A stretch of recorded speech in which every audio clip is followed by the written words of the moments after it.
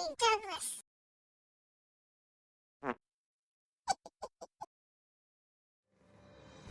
Hello, everyone, and welcome to another edition of Humpy Douglas Gaming.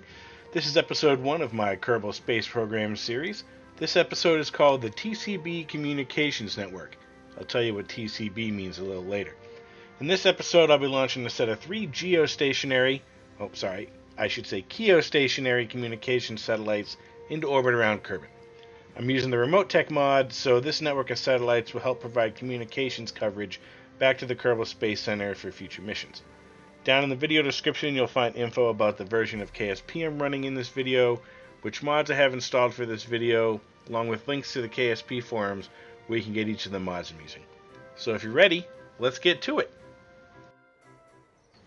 Okay, here we are at the Kerbal Space Center. I am running a modified career mode so that I have all the science unlocked, all the buildings unlocked, all the parts unlocked, everything like that. I prefer to play sandbox, but sandbox gets kind of boring after a while without some sort of goal in mind, so I went this route to kind of give me contracts and science to do while I'm playing. We've got 3 contracts for this first launch. We're going to launch our first vessel, escape the atmosphere, and orbit Kerbin. Oh, and I have no idea what's going on with that weird flickering around the buildings. That's kind of been doing that since I upgraded to 113. I have no idea what that is. Alright, here we are in the VAB with the TCB communication satellite. We're going to be launching 3 of these things up into geostationary orbit in a nice equilateral triangle around the planet. So we'll do a quick breakdown of the parts on this satellite. So we've got a docking port up here. That's to attach it to the launch vehicle, as well as rendezvous with any future vehicles we may have to bring up for repairs or to deorbit this thing, whatever. We've got the probe core, which is the brains of the machine here. On the probe core here, we've got some lights. It's just kind of, a little ambiance there. I like to put lights on my vehicles. We've got 4 of these long-range omnidirectional antennas. The 4th one is kind of hidden behind the probe core here. That's mainly to communicate with other satellites in orbit around Kerbin in the general vicinity. We've got this nice aviation light here. We've got another one on the other side here. Just like a blinking safety light, just to warn other ships if there's a satellite there. The electric charge meter, so we can tell what the electric charge level is of this satellite. We've got 2 long-range dish antennas here. These do about, I think, 90 million meters out. These are pointed at the MUN and MINMIS to give coverage to those bodies. We've got a short-range omnidirectional antenna here. That's mainly for communicating with the launch vehicle once we detach. We've got 4 of these kind of medium-range dish antennas here, mainly for communicating with the other satellites and other satellites that may be in orbit. You never know what we got to talk to. Some more lights right here. Some more down at the bottom here, just kind of light up the satellite, give it a nice look. We've got these 2 giant battery packs here. I probably could have gone with just one of these and some smaller batteries attached, but I kind of go for like a nice look on my satellites. These 2 batteries give this thing more than enough power for a full orbit. At the height we're going to be flying this satellite, we're going to be on the dark side of Kerbin for close to 20 minutes. So we need plenty of power to keep this satellite running with all the electronics we have on here. And this is going to give it more than enough. We've got some RCS engines here.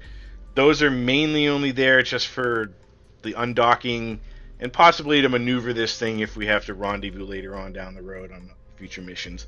Get it lined up properly. We've got 4 circular solar panels here.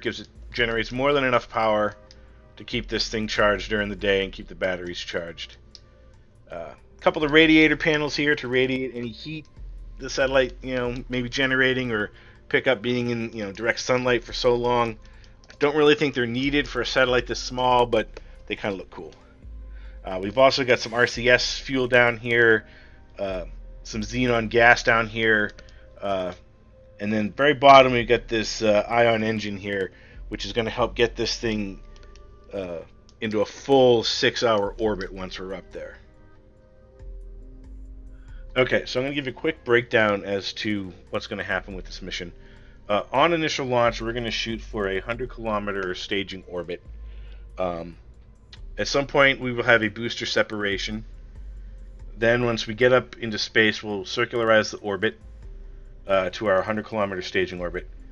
We'll then separate the orbital vehicle from the launch vehicle, deploy solar panels, antennas, and whatnot on the orbital vehicle, make sure everything's good to go. We'll then do a small inclination change to make sure our orbital plane is as close to 0 degrees as possible. Then we will raise the apoapsis to 2.86875 million meters, which is the height for keo-stationary orbit. We will then rotate around the planet probably several times so that we get the orbital vehicle as close to being over the Kerbal Space Center as possible. At that point, we will then adjust the periapsis on the orbital stage to a perfect 4-hour orbit. That way, it's basically 1/3 off of a 6-hour orbit. So when we start releasing these satellites and rotate around the planet to release the next one, will be basically 2 hours in between the satellite and the next satellite. And once we release all three, there'll be 2 hours between them in a 6-hour orbit, giving a perfect equilateral triangle. Once we've hit that 4-hour period, though, on the launch vehicle, we will then release the first satellite while we're there, making that satellite above the Kerbal Space Center. We will do a burn on the satellite to 6 hours to get it a perfect 6-hour orbit, putting it in perfect keo-stationary orbit above the Kerbal Space Center. Then we'll rotate around, like I said before, back to the apoapsis on the orbital vehicle. 4 hours have passed. We'll release the second vehicle, burn until 6 hours. That'll put 2 hours in between those two satellites. Then we'll do another rotation back to the apoapsis on the launch vehicle. Release the third one, do the same thing, burn until we get to 6 hours. And at that point, each one of those satellites will be 2 hours apart and in a perfect equilateral triangle, with one of them being exactly over the Kerbal Space Center. That will give us universal coverage for just about every other satellite we throw up in a relative close Kerbin orbit, so we can communicate back to the Kerbal Space Center. Once that's done, I will deorbit the launch vehicle. We don't want space junk out there bumping into stuff. Trust me, I actually have hit space stations with junk, and it doesn't end well. Then, to finalize everything, we'll just make sure that all the dishes are pointed at the right satellites, everything's functional, everything's good, we've got good coverage, and we'll rename the satellites, and then we'll be good to go, and we'll be done. So let's get to it and start this mission.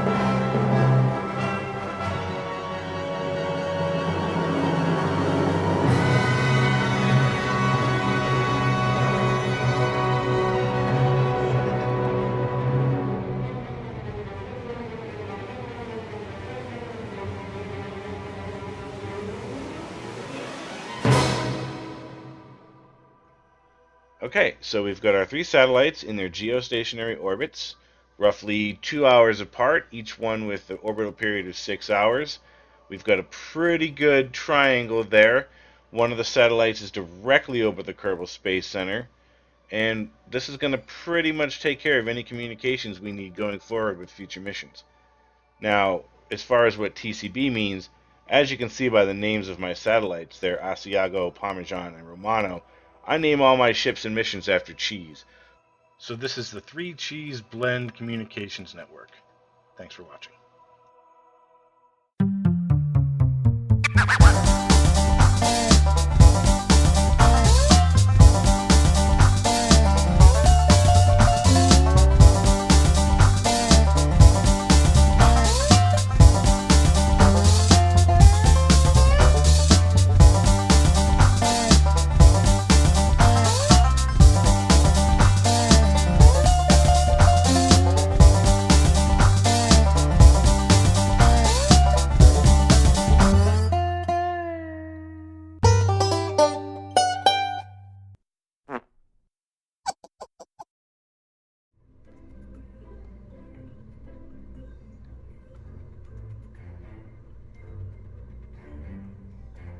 Holy crap, he just ran over that Kerbal.